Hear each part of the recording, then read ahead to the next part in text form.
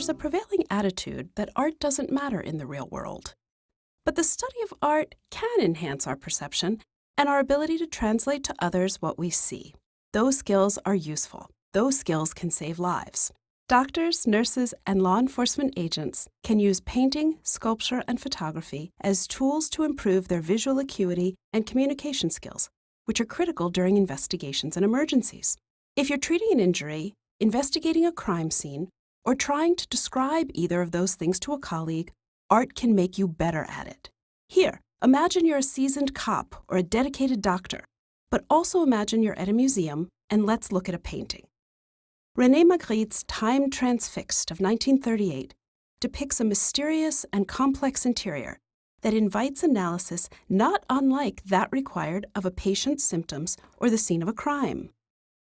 A miniature train, whose origin and destination are unknown, is emerging from a fireplace, and the smoke from the locomotive appears to flow up the chimney as if from the fire that is conspicuously absent below.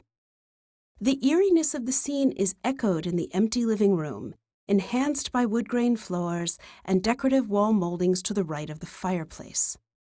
Perched atop the mantelpiece are 2 candlesticks and a clock. Behind these objects is a large mirror that reveals an empty interior and only a partial reflection of the objects before it. The juxtaposition of the objects surrounding the moving train raises numerous questions for which there seem to be no apparent answers. Did I summarize the painting accurately or leave any details out? It's no big deal if you see something else in a painting. But what if we're both seasoned cops? I call you for backup, you show up, only to realize the 2 bank-robbing ninjas I'd mentioned were actually 6 bank-robbing ninjas with lasers. Close study of art can train viewers to study thoroughly, analyze the elements observed, articulate them succinctly, and formulate questions to address the seeming inconsistencies. Scrutinizing the details of an unfamiliar scene, in this case the work of art, and accurately conveying any observable contradictions is a critically important skill for both people who look at X-rays and those who interrogate suspects. Let's interrogate this painting, shall we? Okay, Magritte, that's quite a little picture you've painted. But why aren't there any train tracks? Why no fire? What happened to the candles? Why doesn't the fireplace have a little tunnel for the train? It just comes straight through the wall.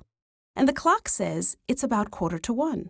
But I'm not sure the light that comes through the window at an angle says it's just past noontime. What's this painting all about anyway?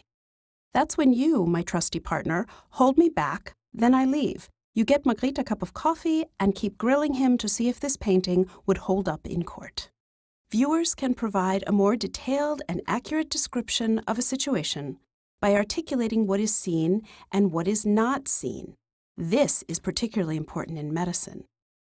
If an illness is evidenced by 3 symptoms and only 2 are present in a patient, a medical professional must explicitly state the absence of that 3rd symptom, signifying that the patient may not have the condition suspected. Articulating the absence of a specific detail or behavior, known as the pertinent negative, is as critical as stating the details and behaviors that are present in order to treat the patient. And conspicuous absences are only conspicuous to eyes trained to look for them. Art teaches professionals across a wide spectrum of fields not only how to ask more effective questions about what cannot be readily answered, but also, and more importantly, how to analyze complex real-world situations from a new and different perspective, ultimately solving difficult problems. Intense attention to detail, the ability to take a step back and look differently. We want first responders to have the analytical skills of master art historians at least. Art trains us to investigate, and that's a real-world skill if there ever was one.